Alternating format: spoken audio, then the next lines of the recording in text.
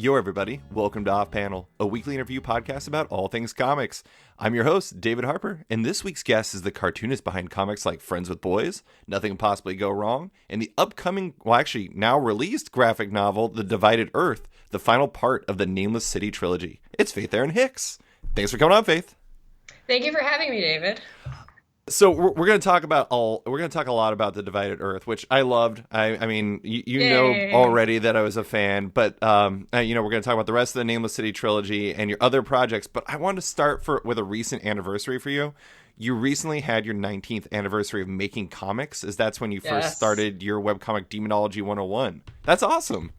Thank you. Thank you so much. Yes. Labor Day weekend was my 19th anniversary of my long-term relationship with comics. I started drawing my ancient webcomic Demonology 101, which basically started out as a Buffy the Vampire Slayer ripoff. I posted the first chapter of it online on my humble website back in 1999, and I've pretty much made comics. I mean, there was like a couple of years where I sort of made fewer comics because I actually did Demonology 101 while I was in college, and I was actually in college for animation, and comics was just like a fun hobby, a fun thing that I like to do. And I finished Demonology 101 in 2004, and it was over 700 pages long. And I was like, well, that's it. That's the end of me in comics. And I'm going to go and have a wonderful career in animation, which is what I went to school for. And boy, did that not happen. So, yeah. And I mean, I kept doing comics on the side, and oh my gosh, eventually was able to transition to doing comics full time. And yeah, it's been a wonderful 19 years, and I can't wait to see where our relationship, me and comics, where we go next. Do you feel like your relationship with comics have changed over those 19 years? Like, I don't know, this is kind of like a dramatic thing to say, but it's like, you probably love comics, but do you still love comics? Do you still feel like the passion for the medium and everything? Yes, I absolutely do, actually. Like, there is, like I've worked in, like I said, I've worked in animation, that really wasn't for me. And I've done freelance a lot. And to me, there is nothing better than working, sitting down every day and drawing a comic page. Like, it hits all the quadrants for me, all of these art forms that I love. It has storytelling, it has drawing, it has puzzle solving, like that kind of thing, figuring out, the best way to tell this story on the page. It's a really wonderful, unique, and very deep art form. I feel like even after 19 years, it's like, I feel like I'm still learning, I'm still learning how to be better, how to improve my work, hopefully. Mm-hmm. Now, I mean, I look back on my time doing comics, like as a hobby, quote unquote, for fun. And then my relationship with it has changed now that I do it for my job. Right. And sometimes that can be really challenging. It's like, this is the thing that I used to do for fun, and now it's what I do for work. So that can definitely shift the relationship. But I don't know. It's still wonderful. I definitely the passion is still there. Yes. For sure. Good. Do you feel like, because I know that when you left animation, it wasn't like entirely by choice. It was just kind of how it worked out. But do you feel like once you were able to focus full time on comics, it was like a game changer for you creatively? Like, because if you're splitting your time doing 5 things or 2 things or whatever, it's hard to get better quickly. Do you feel like once you were able to focus full time on comics, it really changed how you were able to approach stories and how good you were? It definitely improved my drawing skills. I look at the work that I was producing before, say, 2008. I really like 2009. And I feel like Friends with Boys, not to say that my art was like bad before Friends with Boys, but I feel like Friends with Boys, which I drew in 2010 and it came out in 2012. I feel like that was when my art really started maturing. Mm-hmm. And, I was able to like really start, looking critically at my art and seeing what worked about it and what didn't work, and then, making adjustments. And I feel like that was because, I every day I would go and I would sit and I would draw comics for 8 hours instead of like, going to work in a studio and then coming home and drawing comics for like an hour. Right. It's like, like putting in the hours. Like I'm definitely one of those people where it's like I need to put in the hours. I have to like grind away and really work hard at something in order to become good at it. I don't know. I mean, I don't know if like pure natural talent where, someone is just a genius right from, the minute they put pencil to paper. I don't know if that actually exists. But it's like in comics, I do see people who are quite young and are very, very good at comics, very young. But I was not one of those people. I really needed to put in 100,000 hours, like I needed to draw 1,000 pages of bad comics in order to draw like one good page. Well, I mean, that's one of the cool things about like, looking back at Demonology 101 is like you did 700 plus pages. Like that's a lot of pages. I don't know. I mean, that's kind of like what that is basically what you did for the Nameless City trilogy, isn't it? Yeah. And it was, oh, yeah. And it was like, it is kind of crazy that I was able to churn out so many pages while I was going to college full time. Right. Because, yeah, I mean, I wasn't working on Demonology 101 full time, and yet it still only took me 5 years to do 700 pages. Whereas Nameless City is like a little over 700. I think it's like 708 pages, and that took me 3 years. And that was 3 years of like full time, really intense work. Right. Yeah, there's no dabbling on the side with animation. You had to focus on that. Oh, Lord, yes. So the last question I want to ask before we get into Divided Earth is like probably the most boring and over asked question, but it's about influences because I was reading an interview you did with Tom Spurgeon, and you talked about how much you love Naoki Urasawa, which is something I didn't know. Like I'm a huge Naoki Urasawa fan, but the last time we talked, you also talked about how important Jeff Smith and Hiromu Arakawa are, for specifically like Full Metal Alchemist.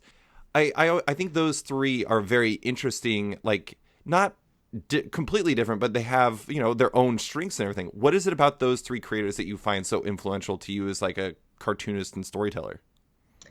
I mean, I think they're all very different. Their art styles are very different from each other, but I feel like one thing they all have that's an incredible strength is they just all have like really good storytelling chops. They're all very, very good at drawing out emotion on the page. They're all like very clear storytellers. It's like whenever I read anything by Jeff Smith, by Hiromu Arakawa, by Urasawa, it's like I'm never confused, as a reader. It's like I always understand the action that is on the page. I always understand the emotions that the characters are going through. And even though their artwork looks very different, it's like that's something they really have in common. And that's something I really strive for in my work. I feel like clarity of storytelling is hugely important in comics and also very underrated. I feel like people who do it well don't get enough credit for it. Like you see the comments like, oh, I read this comic and it took me an hour. This entire graphic novel, this 300-page graphic novel took me an hour. What a quick read. And it's like, but there's like real skill behind a quick read. A comic that flows really well, that allows the reader to like just like plow right through it. That sounds like so unglamorous and like so like not artistic at all. But it's true, it's a book that, keeps you turning the pages and never confuses you and never makes you like stop and think like, what is the artist's intention here? Like that's such a skill, and it's something I really strive for. Yeah, I mean, like that's one thing about the Divided Earth and everything is like I've read it twice, and both times it was weird. It was like I had this propulsive energy behind me that made me want to just keep turning the page. I'm like, I gotta know what's happening. And there was some moments. Like one thing I want to, as soon as I read that you were a fan of Urasawa, like it made a lot of sense. It like crystallized in my head because he's so good at using silence and like small moments where it's just like quiet, and uses it to kind of like both change the pace but also sell emotions and everything, and you do that so well. And like that's one of the things I really enjoy about the Nameless City trilogy is how well you have the flow, but there's some moments where you're just like, oh my god, this page, it's like such a huge moment, and I'm just like, it's so good. Anyways. Thank you so much. Urasawa was actually, I feel like so he was like the first manga artist that I read that really clicked with me, and with his work I actually saw what I'd been really trying to do in my own work, but I didn't have the skills to achieve at that particular time. I think I found his work in like 2008. And it's absolutely like you said, it's the silences, and that's something. I mean, I have a stupid I have a stupid joke that I make. It's like, when you get a book by me, a graphic novel, it's like you get 50 pages of plot and you get 200 pages of people staring at each other. Mm-hmm. Because that's just what I like. Like, I love emotions and I love like drawing out the silences. Like, that is absolutely my jam. Mm-hmm. And actually, I do want to say the last book. I feel like in the Divided Earth, you had to do a lot more action though. So maybe it was more like 100 to 150 this time. Like you balanced out the ratio. There's like some prolonged fight scenes, and I was like, wow, this is great. But anyways, I do want. So let's talk about the Divided Earth and the larger Nameless City trilogy. Congratulations on finishing it, because as you said, 3 volumes, 700 pages of drawing in 3 years. That's pretty intense. Actually, I saw you post that on Twitter, and some people were like, how did you do that? 700 pages in 3 years? Oh, Lord. Yeah, I feel like when I started, it was like, I probably didn't realize how much of a feat it would be. And also with Nameless City, like up until like I hadn't done a fantasy graphic novel before, and then I also hadn't done a graphic novel that required like a lot of research. Right. Up until this point, I'd mostly been doing like contemporary set graphic novels, like Friends with Boys, which I used reference for, but it was like, it was set in this town that was based on Halifax, Nova Scotia. So, it was just a matter of like going outside my apartment and taking some photos. Whereas with Nameless City, it's like I did a lot of research into Central Asia and, like had to specifically go online and look at a lot of different photos and choose photos based on what I felt like was an authentic depiction of this particular world and this particular place. So like that was a huge task and very time consuming.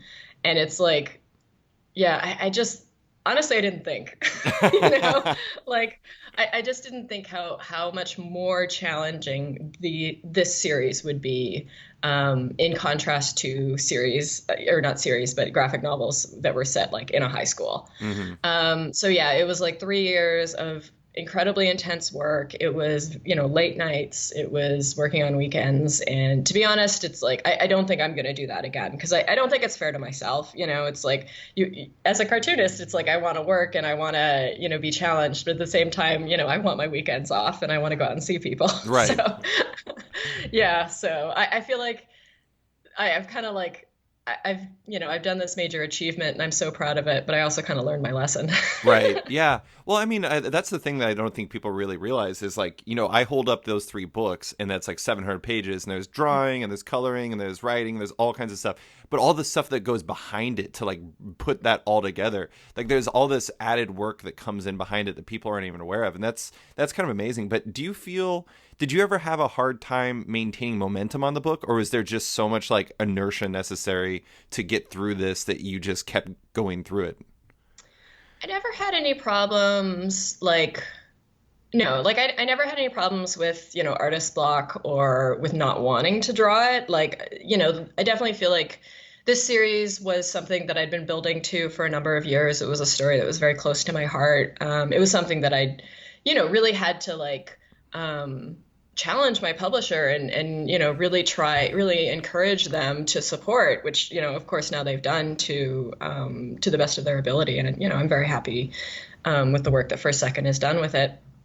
But I never reached a point where it's like I would get up in the morning and just be like, I hate this book. Right. Like that definitely never happened. I didn't have any problem with motivation.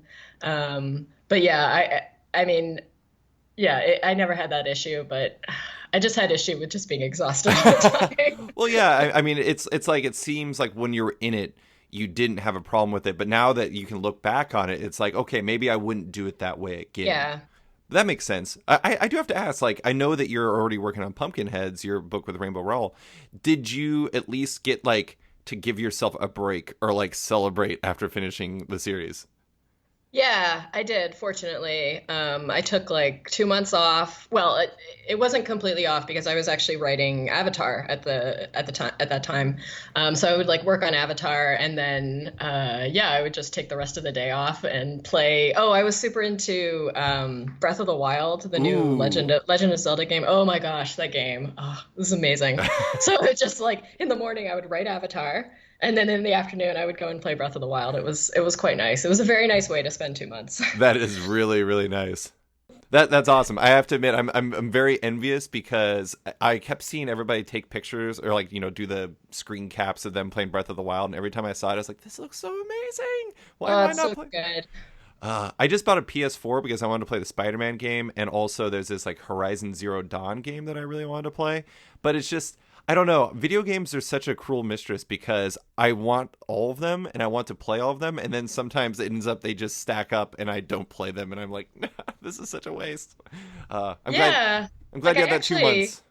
yeah, it was quite wonderful. I actually was huge into video games through my late teens and early 20s, and I would sink like 100 hours into a game. Like I remember sinking, yeah, like 150 hours into Vagrant Story and stuff like that. And then, honestly, when I got serious about comics, it was like that was it. Hmm. I just didn't have time for games anymore. So I would play like one a year, but it would be like a fairly short game. It would be like, I don't know, like a 40-hour game or something like that, or something like Animal Crossing, where you can kind of pick it up and play it, just Yeah. in small blocks. But when Breath of the Wild came out, I was like, this is it. This is the game I've been working for. And yeah, I put 150 hours into that game. It was your reward at the end of the trilogy. Yes, it absolutely was. Oh my gosh, it's so wonderful. Yeah, like there's a part of me that's like, if only I could like delete the memories from my brain and start over again. Oh, so good. Oh my god. I feel like somebody's gonna buy a Switch in Breath of the Wild just because of your enthusiasm for it. Oh man, they should. It's worth it. It might Just be yeah, me. just get that game. Um, so when we last talked, I mean, we talked before the first book of the trilogy came out. The first book, The Nameless City, had even been released. I know you'd had like reviews and feedback from peers and librarians and everything, but you've had two more books since then. And at the point we talked, you hadn't even had like normal readers pick it up. What's the response been like? Has it been what you hoped for? Yeah, absolutely. It's been better than what I'd hoped for. It's really resonated with people. Kids have really enjoyed it, which is delightful because, I mean, I feel like kids are the toughest audience. It's like a kid is not going to sugarcoat something for you. If they don't like it, they're just not going to read it, and they're not gonna be nice to you about it. They're just going to be like, no, I didn't like this.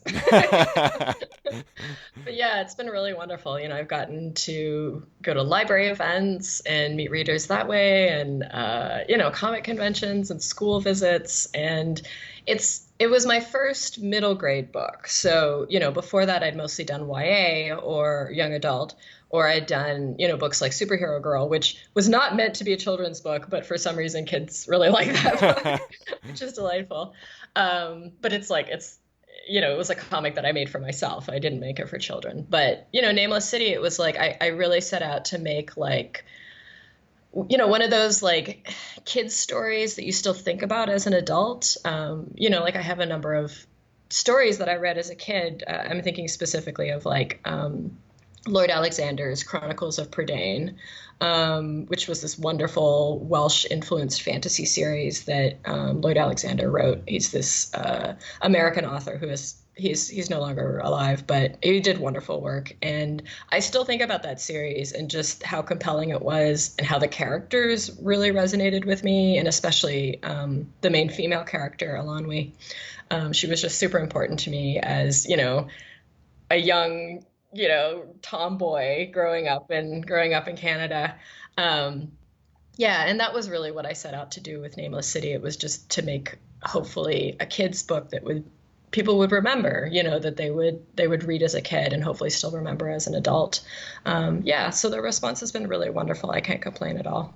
Yeah, I mean, as far as the kids go, I mean, I've talked to librarians before, and I brought this up on the podcast recently, but librarians told me one of the things that kids hate the most is when they're not treated with respect. Like you have to dumb Yes. things down for them. And I think one of the things that I really like about this series is the fact that, you know, Rat and Kai both are like they're treated like they're put into enormous situations that they probably shouldn't be in, but they're treated with respect, and they're like emotionally complex and thoughtful characters. And I think kids probably respond to that because they see how they want to be treated on the page almost. Does that make sense? Yeah. Oh yeah, absolutely. Yeah, and that was absolutely my intent. And it's like they are still children that don't have a lot of agency, just because they're children. Like adults don't always listen to them. They aren't always treated with respect, mostly because they're old. They're young, not they're old. They're young. The adults are old. um, but yeah, they still manage to affect the future of this place that they live in, this home that they've built for themselves. And yeah, that was very important. And I think that that's really resonated with kids as well. It's like, I still think it's, like I feel like there's wish fulfillment where, like you have superpowers, and you're the strongest kid, or you're the kid that can fly, and it's like amazing, and you have so much agency because of your powers, and like that's really wonderful, and that's actually what Superhero Girl is. But then also there's real power in showing kids in situations where they might not have a lot of agency. They might not have adults who listen to them or take them seriously, but they still manage to win the day, to affect change, using their cleverness, using their own skills as young people. Yeah, I mean, there's also one other thing to it that I think kids probably respond to, and it's that, when I was a kid, like my brother and I would bike around everywhere, and we were just going around the town, just like going to like comic shops and going to get Slurpees and doing all this stuff like that. I feel like the Nameless City was kind of like the ultimate form of that experience for kids, because kids are literally running on rooftops, jumping from building to building, which is like, if I was a kid, I'd be like, I kind of want to do this, but I know I shouldn't. And it's good. I'm not saying that kids are learning to do that, but it is kind of like, in a weird way, you have like that important like agency part, but you also have like, man, it sure be cool to run around a city and like do all this crazy stuff and jump from building to building. I feel like that's a fun part too. Like kids probably like that also. Yeah, absolutely. Yeah. I mean, I actually looked at, when I was doing my research, I remember looking at like videos of kids doing parkour, like little kid, not little kids, but, like younger children, about, right, like 10 or 11. And it was amazing what they could do. And I was like, well, that's great. And I'm going to put this into my comic, and, hopefully that will be inspiring, but not in a way that like encourages them to climb up to the roof of their house and jump off. Yeah, like, exactly. Don't do that. Not that type of inspiring. No, exactly. Yo, everybody. I want to take a second to talk about my friends over at Ahoy Comics. They're looking to shake up the publishing industry with a bold new format: comic book magazines. What are those? Comic book magazines will feature traditional full-length comic stories plus extra material like prose fiction from Grant Morrison, cartoons from Shannon Wheeler, and more. And Ahoy is debuting in September with 2 titles. First is The Wrong Earth, a 6-issue miniseries from Tom Payer and Jamal Igle about parallel Earths, heroes, and vigilantes and what happens when they trade places. The other is High Heaven, a 5-issue mature readers miniseries from Payer and Greg Scott about a chronic malcontent who dies and goes to heaven, but he still can't help but complain about everything. Look for those in comic shops everywhere this month from Ahoy Comics. And now, back to the show. I don't want to get too deep into this, but one thing I thought was really interesting is when we first talked, it was almost kind of like we were living in a different world. But like some of the stuff that happens in the Nameless City is like weirdly come into conversation quite a bit. I mean, like literally, like there's like the fear of outsiders, nationalism, and even like walls. Like walls have become a big deal, and I don't know, it's just kind of surreal looking at that book now, and it's not like you ever intended to tie into the zeitgeist, but in some ways it kind of does. Is that weird for you as a creator, or does you even think about that?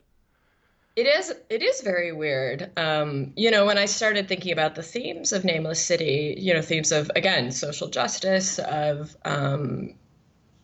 immigration, like this who does this world belong to? Like all of those themes, I felt like I was addressing them in ways that were fairly universal.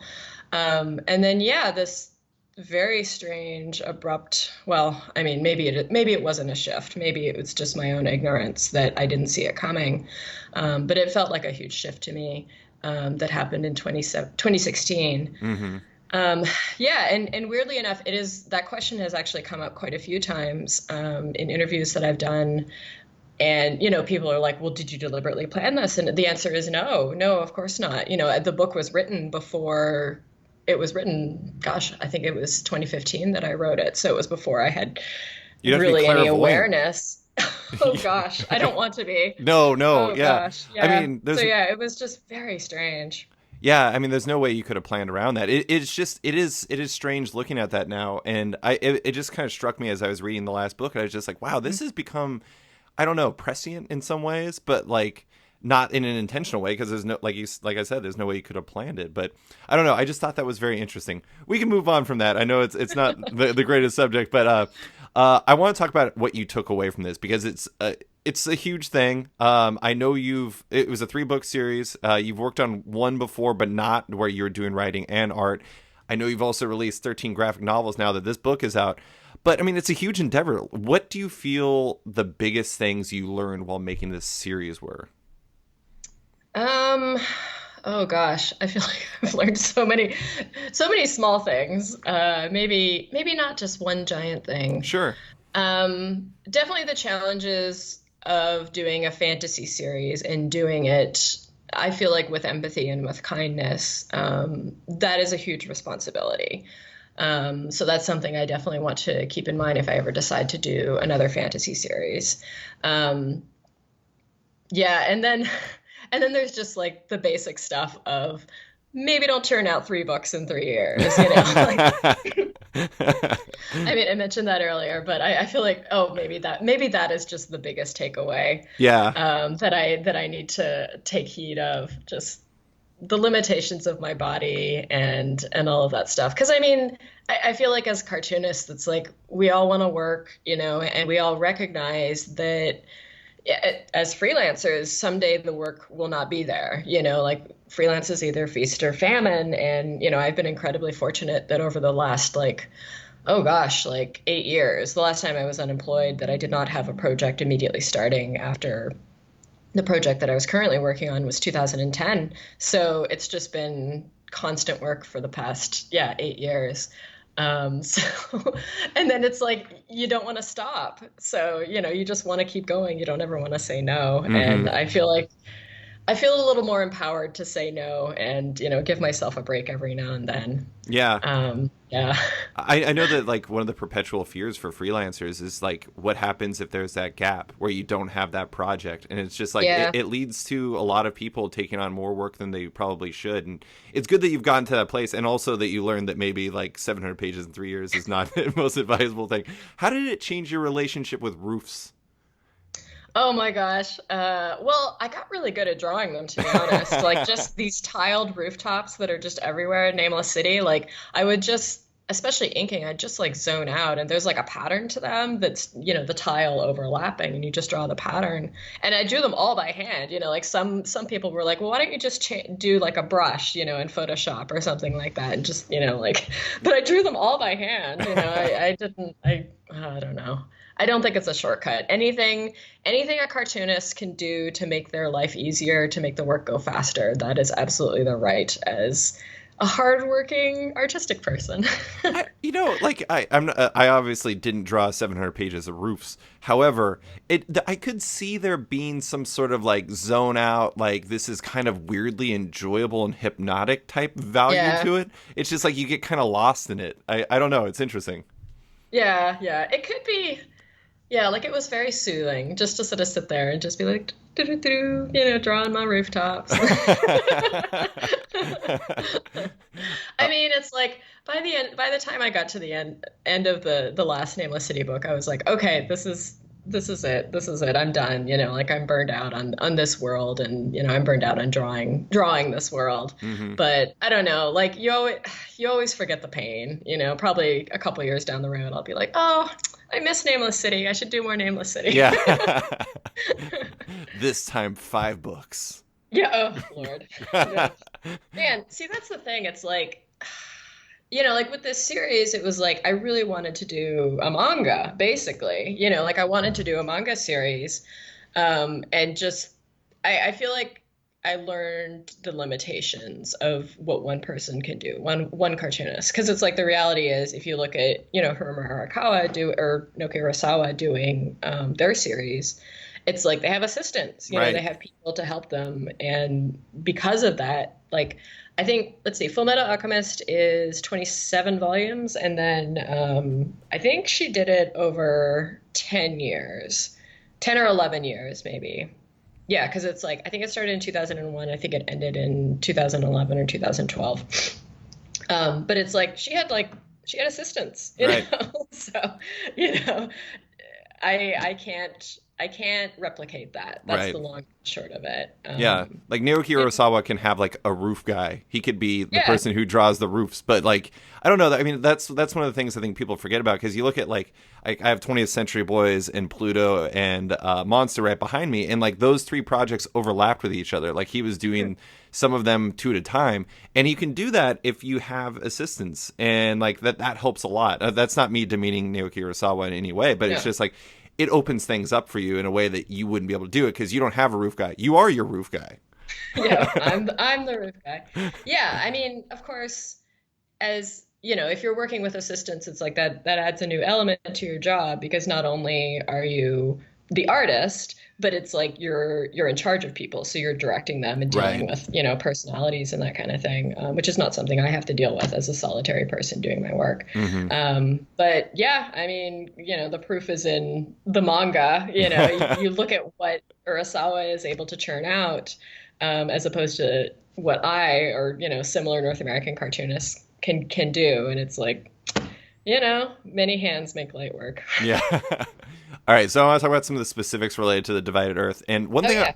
I want to compliment you on, and you already kind of mentioned this, but one thing you do incredibly well is how well you like create empathy in the entirety of the cast. Like some of the characters in there, if handled in a slightly different way, could have been like irredeemable, like Mira, like you, like she's a character that you easily could be like, this is just a villain, and it's like Jafar from like Aladdin or something like that. But instead, like you empathize with her, you understand where her anger comes from, and I think that's like essential to making the final book work. How essential was it to make it possible for these characters to be empathized with, and how did having three books to develop the cast and the world help you accomplish that? Oh yeah, having the extra time, two books in addition to the first book, to have like 700 pages as opposed to like 230 pages. It's like that made all the difference. You know, Mm-hmm. like there was no way. Like one thing I really love about Mura's arc, and you know, this is spoiler territory, so if you haven't read the book, maybe turn off the podcast.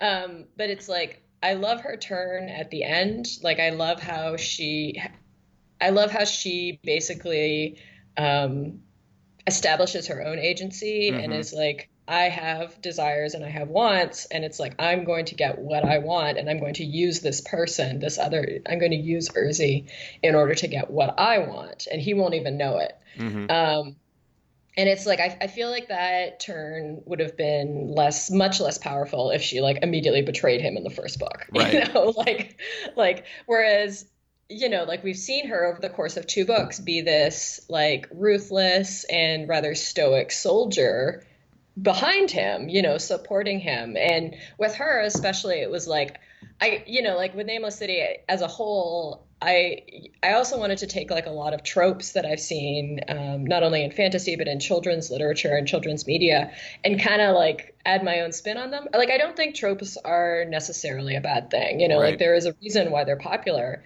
and they can be incredibly powerful. And with Mura, it's like I took a trope that I actually really like, which is the trope of like the female villain assistant, you know? So it's like you have the main villain and then you have like his female sidekick. So you have like Lex Luthor and Mercy. Right. Or you have like oh man, I can't even remember the characters' names, but it was like there was a character like that in the second John Wick movie. And it's like I love seeing these women because it's like they're strong and they're competent and they're often more interesting than the main villain. However, they don't have any real agency of their own, and usually their fate is to die for the main villain. Like Mm-hmm. they die, um, protecting him. And with Mura, it was like, okay, I want to introduce this female bodyguard character and make her seem like super loyal to the main villain, and then in the end like give her her own story, her own agency, and reveal her as a much more powerful villain than he is, than Urzi is. So Mm-hmm. I really enjoyed that. I don't have a favorite character because that's like, you know, choosing a favorite child, but she's definitely up there. I love drawing her, and yeah, I don't know. I She's the one I think about the most. The nice thing about using tropes too is like you can do what you did, which is where you flip it, because it's like everyone has expectations based off these tropes, but you could turn Mira into something different, and it makes it all the more powerful. It was a really, she was a fascinating character. I have to admit, like, this is a very slight spoiler, but when she cuts her hair off when she's fighting somebody, like, I would be out. I just like, I'm gonna run away. This person's too intense. I gotta run. Yeah. Oh man, yeah, that fight scene. Oh my gosh. It was actually really fun to draw. Like I was surprised how much I enjoyed it, but the planning, like I remember I had all these like YouTube videos of fight scenes, especially by oh my God, this is my flu brain. I cannot remember his name. Ip Man. Donnie Yen. Donnie Yen. Oh my God, my brain. Yes. I blame the flu for me not being able to remember people's names. It's like the first thing that goes out of my brain. Anyway, so I had like all these YouTube clips of him fighting, and man, it was just like delightful to watch him like fling people about and then to like look at my page and try and capture that energy and that physicality right on the page. And I don't know. Like I don't know if I did that successfully, but I hope people enjoyed that particular fight scene because man, I worked hard on it. Well, I mean, and I think one of the interesting things about that is like you can't just, especially given the fact that I mean, we might as well stop dancing around. It was Rat and it was Mira fighting, and it was like it takes. Well, how many pages is it like take place over, like 30 or 40, maybe longer? No, it's only like 20 pages. Only. Only. But I mean, in quotations there. Do you have to like you kind of have to choreograph that out because they're moving around. So it's like Yeah. it's not just drawing random jabs and kicks and stuff. It's like you have to figure out how they're moving and how they're, I mean, because like they're moving relative to other people that are going around this compound. I don't know. I mean, maybe I'm overcomplicating it, but it seems like it would take a lot of thought before you even start drawing. Yes. Yeah, like I definitely sat down and thumbnailed it out, and then also like thumbnailed out the layout plan for the area that they would be fighting in. Right. And also, like one thing that was difficult with that fight, it's like, well, Red is smaller than Mura. She's good at fighting, like she's scrappy, but she's smaller and she's not as well trained. So, how am I gonna resolve this where Red can actually get away from this person who is like stronger physically than her and like a trained soldier. And like So a yeah, sheer that was force the of big will challenge. too. Yes, exactly. Yeah. I mean, yeah, it was fun. It was like it was challenging, but just really fun. And, it was my chance to try and I mean, again, not that I'm like a fraction as good as she is, but my attempt at being Hirama Arakawa, because I just feel like her fight scenes in Full Metal Alchemist are just some of the best in all of comics, really. Like not just manga, just like all of comics. She has, an ability, a storytelling ability that is really rare, and a really good sense of emotion in fights, because like that's really important as well. It's like two people just punching at each other for no reason. Like that's not an interesting fight. And then just her posing. Oh my gosh. Yeah. It's wonderful. I worship at my Hirama Arakawa altar every day. I'm going to take us in a different direction. This is another big thing that happens, and it's Rat's real name is revealed, and it's I have to admit, it's like I've read the book twice, and both times it's like a genuinely like emotional moment. It's like so powerful. Did you have that exact moment? Like, was that something you had crystallized in your mind before you even started like the first book, or is that something that you just kind of figured out as you were working on the third book? Because it seems like in some ways something that the whole series was building to without you being aware of it, which is kind of a weird thing to say, but I feel like it's accurate. Yeah, I mean, when I started the series, I did have some scenes in mind for the third book. And as I worked on the first book, like book 2 and 3 would change a bit. Like, you mentioned Mura. Originally, she didn't have the arc that she had. Originally she was just a loyal foot soldier for Urzi. And then, she changed over the course of working on book 1. But yeah, like that scene I had in mind right from the beginning. I knew that they would, again, spoilers. So hopefully people listening to this have read the book, but it's like, I knew that I wanted that scene where they fall into the water, mimicking what happens in book 1. And then Rat reveals her name to Kai. And yeah, I really wanted it to be a moment that was special and was basically this final moment in their relationship where Rat says, absolutely, I trust you. Like I give my friendship, myself wholeheartedly to you, because like that was always something that she had held back from him, Mm-hmm. because, it was like the final piece of her that she just couldn't reveal to him because of their history, because of what she had suffered under the rule of Kai's people. So yeah, I had that moment planned out from the very beginning, even as other things changed. So that was, it's like a puzzle, it's like you're putting together this giant puzzle, and it's like you've got this one piece and you got to figure out, where's the best spot for that piece. It's like Tetris, and you got a triangle piece, and you have to figure out where Yes. it goes in. Yes. So I feel like ending story as well can be extremely difficult, especially because it's like all in the eye of the beholder. It's like the reader can determine whether or not it's a good ending to them or not, especially the longer they go. Did you feel like any pressure to end your story well and pay off certain elements, or is it just like you just had to kind of shut that out and just do the story that you knew you wanted to tell?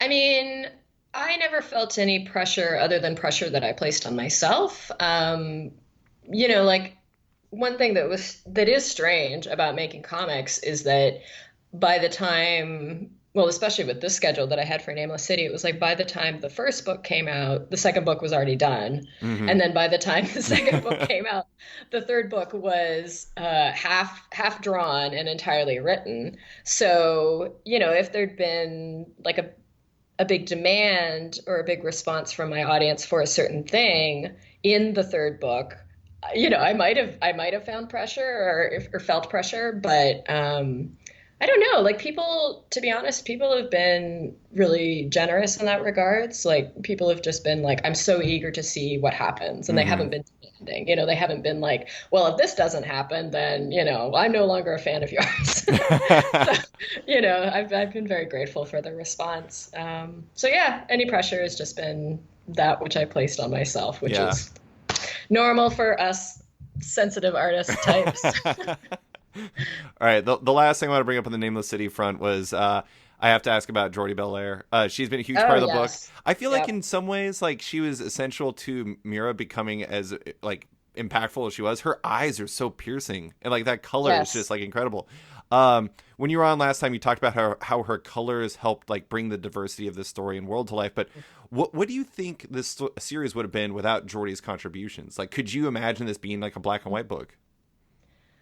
No, and I mean, well, especially towards the end, especially when I was working on book three, it was like book one, when I was drawing it, honestly, but like before I started working on Nameless City, I was still like very much a black and white cartoonist. It's like I liked how black and white books looked, but I knew with Nameless City, because it was middle grade, the reality is if you want your, original graphic novel to succeed in the middle grade market, it kind of has to be in color. Like that's just kind of the realities of the market. Mm-hmm. Um, so I knew it had to be in color, and Jordie was just above and beyond an amazing colorist. And yeah, she absolutely got like the diversity of the world. And I especially feel like that diversity would not have come across if the book was black and white. Mm-hmm. Like I just feel like her colors brought everything to life. It was really wonderful. So I appreciate all of her incredible hard work. Like, she would color, like this entire book in like a month, this entire 250-page book in like a month. It was crazy. I mean, I know she works with flatters and with assistants, but at the same time, it was just, oh my gosh, how do you do that? I don't even know. It's good to have a color wizard on your side, I guess. It really is, yeah. Yo, everybody. I want to take a quick break to talk about my friends at Radio vs. the Martians. Mike Gillis and Casey Doran host the Radio vs. the Martians podcast, a show that gathers their funniest, smartest friends once a month for a deep dive into science fiction, video games, horror, comics, movies, and everything in between. So far, they've dissected topics like Superman, Steven Spielberg, Akira, George Lucas, zombies, Twin Peaks, Hayao Miyazaki, James Bond, Watchmen, and whether drivers are required to pull over for the Ghostbusters. Find this podcast and its spin-off show, Podcast La Vista, baby, a celebration of the films of thespian and statesman Arnold Schwarzenegger on iTunes, Stitcher, and RadioVersusTheMartians.com. And now, back to the show. So let's move on from the Divided Earth. I want to ask about what came after the book. Like, you know, we talked about whether or not there was like a break, but do you try to give yourself breaks between like larger projects like the Divided Earth and like Pumpkinheads, almost as like you did the Breath of the Wild thing, but do you try to like bake that into your projects as much as you can, almost as like a palate cleanser, or do you typically just jump straight into whatever is next? I mean, to be honest, like I am not that organized. Sure. I mean, I wish I was. Up until now, to be honest, it's like that's something I haven't really thought about. Like I've usually just been like, okay, you know, I'm finishing like so I'm thinking about like 2013, you know, and then it was like I finished the Last of Us, American Dreams, which I did with Neil Druckmann, and immediately went and drew a Bigfoot Boy book with Jay Torres, which is like a young readers graphic novel series we did with Kids Can Press. Mm-hmm. And then after that, I immediately dived into Nameless City, and it was just like, you know, one project after another. If I'm lucky in between projects, it's like I take 2 weeks off and I just like lie on the couch. You know?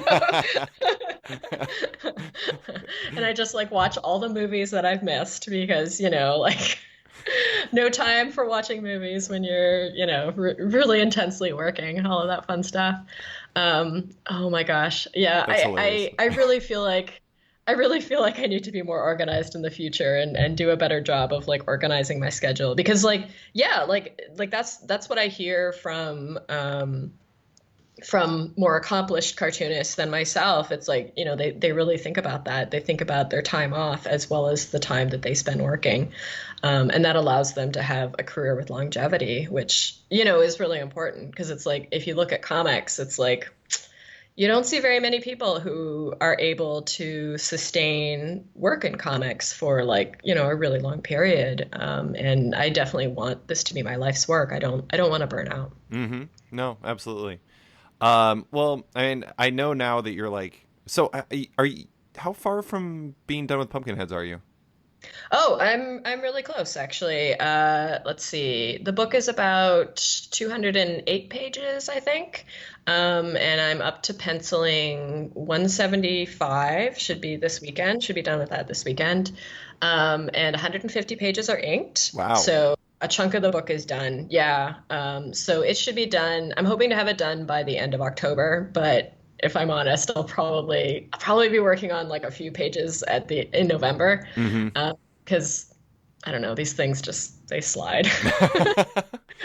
I am embarrassed to admit, so hopefully my publisher is not listening to this.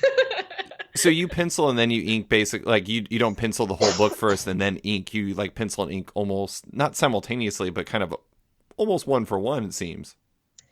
It really depends on the project.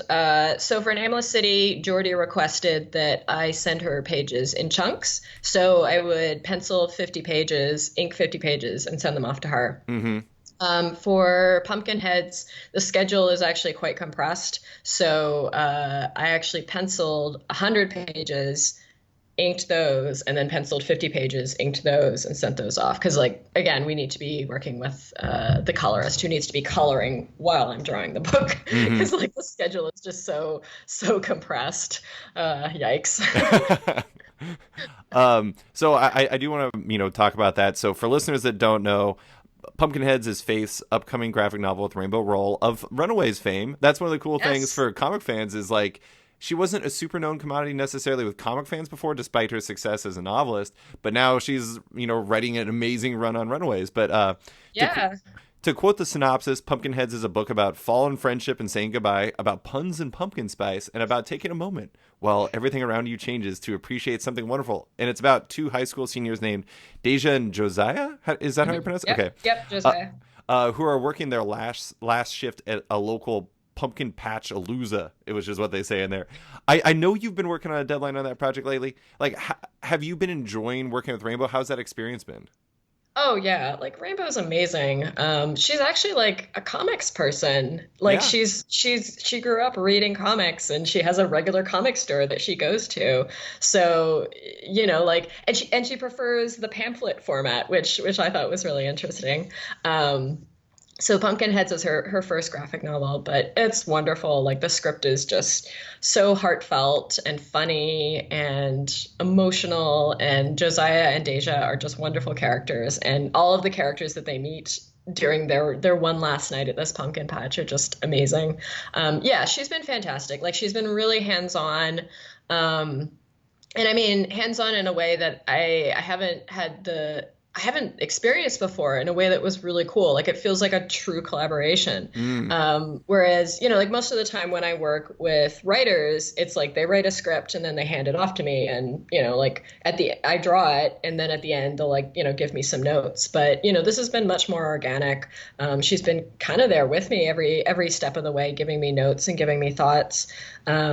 And yeah, it's been really great. And also it's like she's been very generous in allowing me to bring like my own thoughts on pacing and paneling to this. So what she did was, sorry, excuse me. What she did was she wrote a script that was kind of like a screenplay. So it didn't have paneling in it, but it had like stage direction and dialogue and like emotional beats. So then I took that script and I broke it down into comic form. So it feels like our book as opposed to like a book that she wrote and I drew, and there was like this huge division between the labor. But this feels like a true mesh of our sensibilities, which is just really wonderful. Like I'm at the point in my career where it's like I'm very opinionated on paneling, you know, and pacing. So it's like I don't like it would depend on the writer, I guess, but it's like I really prefer to do my own panel breakdowns. So, you know, it was very generous of her to be like, yes, go, you know, you put your own stamp on this particular script. I think one of the cool things that I've seen is the fact that it seems like Rainbow was very aware of your strengths and seemed to like target them. And like, but I saw her tweet something about how well you've been selling the jokes in the Pumpkinhead script, which, and I think you guys are both fantastic at humor. Thank you. And so like, and she was talking about, she's like, I wish I put more jokes in there because she's so good at selling the jokes. But you know, this is kind of a broader question, but it seems like it's a humorous book. But what do you feel it takes to successfully sell humor visually? I feel like you're really good at it. Like, what's your approach? It's definitely looking at the beats. So like, how is it like in terms of pacing, you know, like you look at comedians who are just really, really good at selling a joke, and it's like, it really depends on how they string the joke out, you know, how they tell the joke, how the pacing of their telling of this particular joke. So like, I feel like I do that. I try and do that similarly on the page. And it's like, you don't have control over the comic medium the way that a stand-up comedian would have control over telling their particular joke, because with comics, you don't have control over how people are going to read the book. But it's like, if I have like the first half of the joke in one panel and then the second half of the joke in the next panel, and then like the follow-up to the joke on the third panel, like that's going to read a lot differently than if I cram it all into one panel. So that's something I'm very aware of. And then another thing is just like good cartooning, you know, like just being able to exaggerate human features in a way that's funny. Being able to draw characters like being deadpan or like giving each other like little looks to the side. Like that's something I really, really enjoy. And a lot of that just comes from observation, observing actors, for example, like, you know, like good comedic actors, like how do they make a joke work? Like how do their expressions, how does their body movement sell a joke? How does it make it funnier? So yeah, I think it's just a matter of being an observer, you know, like as a cartoonist, it's like, I feel like that's a really big part of the job. It's like observing people, observing their behaviors, and then trying to translate that into cartooning. I feel like Parks and Recreation and The Office would be like very instructive to how to approach like the deadpan and the mannerisms you need to be able to sell jokes, because like both of those shows have such talented comedians and such good writing, but it requires like execution to like the maximum degree. And I feel like that's kind of what you need to sell a joke in comics too, is just like proper execution of a well-told joke. Yes, yeah, absolutely. And coincidentally, I'm a big fan of both those shows. Well, I'm a fan of The Office up to a certain point. Right, yeah, yeah. And then, yeah, Michael left and it was not the same show. Oh well, but yeah, Parks and Rec was amazing all through its entire 7 seasons, and 30 Rock as well. I'm a big fan for 30 Rock, and then now Brooklyn Nine-Nine, which is also a wonderful show with great comedians on it. And The Good Place. Yes. Oh my gosh, The Good Place. Oh, so good. Yeah. I mean, like the I love that like the Michael Schur empire has like spread its wings so well, because he's just, I don't know, I feel like everything he touches like has a lot of heart and a lot of humor to it, which are two things that I very much enjoy. Yes, absolutely. Yeah. So I did want to ask, I was reading a blog post from Rainbow where she said that you'd never been to a pumpkin patch, but apparently that was changing 2 weeks after that post. And I saw like the cover reveal yesterday, which was a picture of you two in a pumpkin patch, I think. So I presume that happened. Like, I love that it was important to her for the storytelling of this book that you had to experience a pumpkin patch yourself. Did that happen? Yes, it totally happened. And it actually was very important to the book. I was able to go and experience this patch firsthand, get a sense of like how it feels to be there, how it smells, all of these important things. And then I just took like a ton of reference photos, just took pictures of everything, signs, people, the pony rides, like the different structures that they prepared food in. And yeah, my visit to that pumpkin patch, which is, I think it's called Vala's, and it's in Omaha. Mm-hmm. And Omaha, or actually, I don't know if it's in Omaha. Anyway, I know it's in Nebraska. Yeah, I know it's in Nebraska. It's like out in the middle of like nowhere. We had to drive like 45 minutes through these like back roads in order to find it. But yeah, it was wonderful. And it was absolutely important. Like being able to experience that, it was a huge plus for the book. Mm-hmm. That's great. It was funny because like as I was reading her little write-up, I'm like, this is genuinely important to Rainbow that you go and do this. It was great. I mean, it's just like, I don't know. I think it's kind of like what you were talking about before, where it's like it feels like a true collaboration. It seems like, like you guys want each other to understand like that, she accepts that you have these paneling ideas, but she's like, you need to meet these pumpkins. Like, this is important. And it's like, I don't know, like you guys bring your own values to it and it becomes something better because of it. And I think that's great. Yeah, absolutely. Like, I absolutely agree. It's been a very uncommon collaboration. Like, I feel like I'm part of a team rather than, like I'm just the artist churning out a book. Like it's been quite wonderful. Yeah, you're not just a cog or something. Yes, exactly. So I just have a couple more questions, and I wanted to talk about, it was interesting. I was looking at your schedule. You actually have 3 things coming out between now and February. You have The Divided Earth. Now it's dropping in bookstores the week this goes up. You have Avatar: The Last Airbender, Imbalance Part 1 in December. And your prose novel, Comics Will Break Your Heart, is coming out in February of 2019. That's a lot. I mean, we talked about it last time, but it does seem like you're perpetually very busy. Comics Will Break Your Heart. Like, you had already written that when we talked last time. So has it just been like going through the editing and everything since then? Oh, yeah. I'm actually glad that it's not coming out until next year. So it's coming out in February next year. But yeah, it's been done for like ages. And we were just like editing it. But I mean, it ended up being like a blessing in disguise that it was delayed so much, because like I wouldn't have had like the time to promote it. Right. But fortunately, all of my projects are wrapping up in February next year. So when the book comes out, so I'll be able to like really focus on it, because, I'm very proud of it, and it's my first prose novel. And yeah, I really hope that people enjoy it. But yeah, it's like, oh man, this year and then next year, it's like, I have Divided Earth, Imbalance, the Avatar book, Part 1, Comics Will Break Your Heart, Imbalance, Part 2 and 3, and Pumpkinheads coming out. So that's like 6 things. I'm like, what? I don't know. Like, it's weird because like, like if you're working as a cartoonist, as a freelancer, it's like you're kind of like banking your work, and all of a sudden you just have a year where it's like everything comes out. And then you have some years where nothing comes out, Right. Well, and like sometimes that comes from the fact that it makes it seem like you're doing all these things at the same time, but Comics Will Break Your Heart, you had finished, and like before we talked in 2016, the Divided Earth, you probably finished that when, like, beginning of this year, end of last year? I actually finished it in, I think it was like fall last year. Yeah, like right before September started. Right. Yeah, so like first, second too, like they have a really long process between the book being finished to publication. Like that's just how they work. So, you're just kind of waiting around. It's like, well, I finished that book a year ago, and I guess it'll finally see the light of day. Well, yeah, and I think like the book market stuff, they like solicit books like 6 months out or something, as opposed to pamphlet comics, which is 3 months. And like, I don't even know what prose novels do. I'm guessing it's a lot longer. But and like Avatar, you probably finished a while ago too, because you're just scripting that. Then it's like Peter Wortman, who's the artist on it, drawing it and everything. But I do want to talk about that.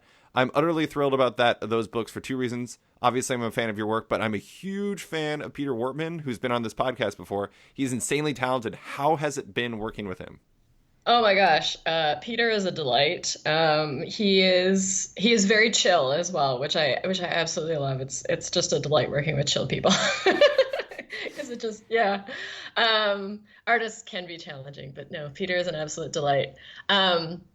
His work has just been above and beyond, and he's really like, now he's drawing the second book, and it's like he brings this world to life. Like he's so good at drawing the characters, and then he's really good at drawing backgrounds too. Like that's the crazy thing. Like usually with artists, it's like, and I include myself in this. It's like you get one or the other. You get good backgrounds or you get good character work, and it's like he's so good at both of them. And it's like the setting is this city that is going through, huge industrial change and upheaval, and he's just like really, really brought this to life. He's incredible. He's just been incredible to work with. And, like we're working hand in hand with Brian Knitzko and Michael DiMartino, who are the co-creators of the show. That's awesome. It's been great. It's been really good to have their guidance. They are like super specific, super, they're really, really challenged me to write a really good story. Like I know that sounds kind of basic, but like with working with licensed stuff, it's like sometimes the licensees really, really care, and sometimes they don't care at all. And Brian and Mike really care. And I'm really proud of the work that we've done and the story that we've created. It's so much better than where we started from. And it's just developed into this story that I feel very strongly about, like personally, like it personally resonates with me. I can't wait for people to read it. Because I know you're an Avatar fan, does like that change your relationship with it as a writer? Like, do you feel like added pressure because you're like, it's like you're a steward of this story that you care about? Like, does that change your relationship with it, I guess? I don't know that it changes it. Like I still feel like a fan, like I could still watch the show and be like, I love this show so much. It's so great. It did make me super nervous and super intimidated at the beginning, like especially working with Brian and Mike. And I was like so desperate to please them, and like, I remember the first few drafts of the story outlines that I submitted to them. They were very timid. It was like, I didn't want to like, present challenging ideas or, something that would like potentially offend them. It's like, I have opinions about Avatar and about this world. And it's like, I almost like shied away from those opinions at the beginning because I was scared, like I was scared that they would be like the wrong opinions to have, the wrong opinions to present to Brian and Mike. And they like immediately saw right through me, and were like, no, this is not, like you need to challenge yourself more. You need to like delve deeper into this. And like I brought up stuff later on which I felt like was quite challenging and really came from a personal place where how I feel about Avatar, and they went for it. Like I was really surprised, like they absolutely supported it and challenged me to make the story better. And it was really cool. It was like it was scary. Don't get me wrong. It was absolutely scary. Like as a creator who was a big fan of this property, I was like sweating bullets. Yeah. But it was wonderful. It was a really great collaboration. I realize I keep saying Avatar. I should emphasize it's Avatar: The Last Airbender, not like the James Cameron like blue aliens. Yeah. That's an important differentiation. Man, I have a really weird, funny story about that. Actually, I was at a book festival last year, and I was talking with another cartoonist about Avatar, and I was like, yes, I'm going to be writing Avatar: The Last Airbender. Like, I'm so excited. I'm such a big fan. And this other cartoonist who was like standing off to the side whips around and goes, Avatar? I hate Avatar. And I was like, what? And she was like, "Oh, do you like work on Avatar?" I'm like, "Yes, I write Avatar comics." And then she was like, "The blue people?" And I was like, "No, no, Avatar: The Last Airbender." She's like, "Oh, I'm sorry." I was like, "Oh, that was a funny exchange, but at the same time, maybe don't interrupt people and yell, 'I hate this thing that you're working on.'" I feel like that's probably happened before for her. Like, that's hilarious. It's just like, I'm always ready to trash like Avatar. I'm like, let's talk blue people. They suck. Yeah. I'm out. I don't know. I feel fairly indifferent towards that movie. I'm just disappointed that like Cameron has, because like I love his work, and it's Hmm. like the movies that he put out in the 90s are some of my favorite movies. So I'm just overall fairly disappointed that he's decided this is going to be his life's work. Right. It's like, no, come back. Yeah. Yeah. No, it Eh, is. It is interesting. I mean, because like I'm a huge fan of Aliens, the second Aliens. yes. It's Oh my like gosh. one of So my good. all time. It's actually genuinely one of my favorite movies. I love watching it, and like his other stuff with Terminator and everything like that. I mean, he's just done a lot of really great stuff. It's like he's not just committed to Avatar, but it's like I think he's making 5 more movies, Yeah, that's what I heard. Oh my and gosh. that's so much. I mean, I don't know, like regardless of like people's stances on Avatar, like I don't know how many people really want 6 of any type of movie, let alone 6 of Avatar. But I don't know, different strokes for different folks. Yeah. I do want to say one thing about Last Airbender before we go. Is like I think it's really cool that the creators are so involved because it seems like it's really important to them to make sure that these comics are good. And you can see that in the creators that they hired, not just you and Peter, but before they had Jean Luen Yang and Guri Huru on there. And like that's a fantastic team. Like that's not Mhm. just like let's throw some people on here and make some money off this license. It's like we're actually going to make good comics, and that makes a difference. Yeah, absolutely. And I mean, that was another reason I was just so nervous coming into this job because like I felt like the comics that Gene and Guri Huru made were just like the gold standard for licensed comics. I own them all.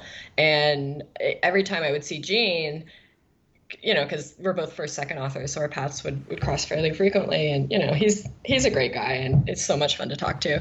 Every time I would see him, I would just be like, "Gee, let's talk about Avatar." Like I'd talk to him about the most recent comics and that kind of thing. And it was actually fun hearing from him like what was his input to the story and like what was direct from Mike and Brian.